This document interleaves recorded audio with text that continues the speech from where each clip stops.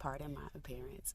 It is morning time, and I came up on the roof to like have my morning Joe and just look out across the horizon. And I was journaling, and as I was journaling, I just had a good day yesterday. So I figured I share what happened with you.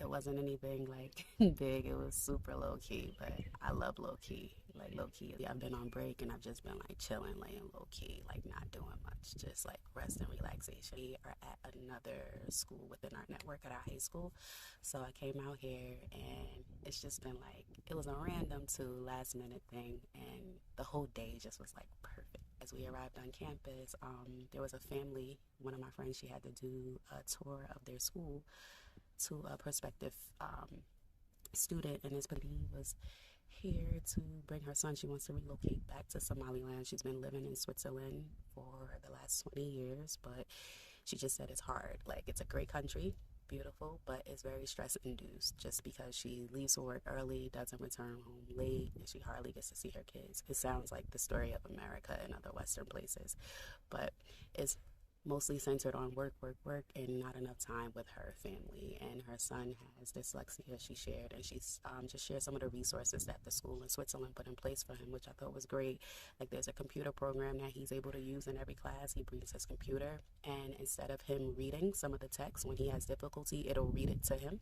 And if he writes his answers, it corrects the way that it should be. So if it's in reverse, it flips it for him, and that's how he submits his answer. So he's able to bring that computer program, and they're going to see if he can use that here. So she was cool. Like, she's also a social worker, so she just shared some experiences she had working with young adults in Switzerland and some strategies she's used for like students that or young adults that have anger management difficulties, where they get upset and they can't really verbalize or articulate how they feel. Since she's fluent in 6 languages, sign language being one of them, she uses sign language to help them communicate and articulate their feelings, and it's pretty effective, she said. I was like, it's a pretty cool strategy. But she and I vibed for a minute, and we were just talking, and I was just picking her brain about like her being Black in Switzerland and what life has been like for her. And she also shared that her son is the only Black person in his class, and I was like, that was my high school experience. But he's having difficulty with his teachers, and she said he's almost been like traumatized in a way, because anytime he speaks out or questions what the teacher says, the teacher gets upset and tells mom like, your son is always stopping me when I'm trying to tell a story. I guess like during Christmas time, the teacher was talking about Santa, and the son said he was just questioning like Santa and the holiday and things like that, and the teacher wasn't ready for his questions or someone that would against his thinking. So mom is going to relocate back here. Her son only speaks French and German, so that should be interesting. He never learned his mother tongue. But fast forward past that, we wind up taking a walk to a nearby village, and we went with a local, like someone who's from that village, and he showed us around. It was cool, and it was nighttime, so as we were going through the village, you could hear him. Thank you for noticing. So, all right, it's Ilali. It's Ilali. Ha. Hi, it's Ilali. So, it's Ilali means be careful. Yeah. Has Ilali Yeah. is live on the dark side. Yeah. Salam alaikum.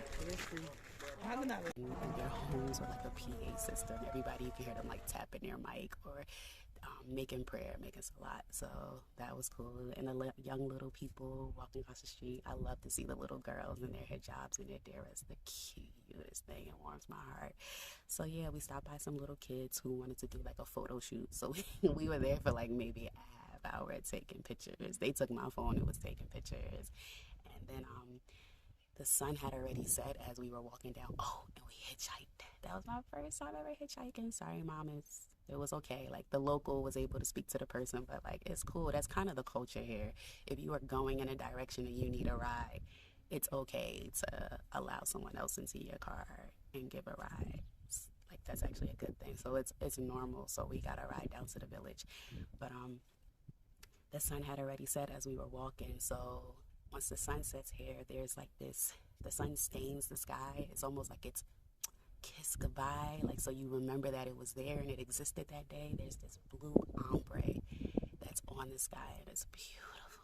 And it was just there as we were walking. We walked back in the dark, and I was kind of scared. That's my first time walking at night, not being able to see since I've been in Somaliland. And in this part of the woods, there are like hyenas and baboons. Luckily, neither of the two came near us, but yes, that was like a potential for that.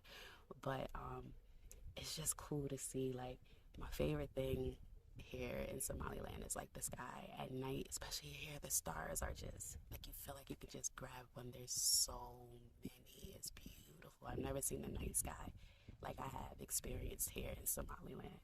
And just the landscape, like I'm looking out now and it's just mountains, and they just like are touching the sky, like giving it a high five. The clouds are right there, and then the mountains like give it a high five. So when the sun goes down, it just creeps behind the mountains, and when it comes up, it's coming up. You literally see it peeking up over the sun, like over the horizon. It's really nice. It's just like flat horizon on my where I am on campus, and you could just see it creep up. So all in all, it was just like a really really cool day. It felt good. Like, it was good energy, and I've done absolutely nothing this entire break, and I loved it. Loved it, loved it, loved it, loved it. It just felt good doing nothing. And this was like a nice break from doing nothing, just being with good vibes and good energy. So, yeah, and this particular school has so many like people from different African countries. So it's nice to like vibe with people from the continent and like just hear their take point. Like, we were just talking about the diaspora. I spoke to somebody from Kenya and Nigeria, and we had like a really good conversation just about like cooperative economics within like our communities, and how it's lacking and just how we see other nations building and how we can build as a nation. So I don't know, it's good vibes. It's always good vibes when I come to this school. But yeah, so I hope everyone is being loved on, spreading love, and you are at peace and being intentional with all your moves, and sharing some of this love and light that I've been experienced to you.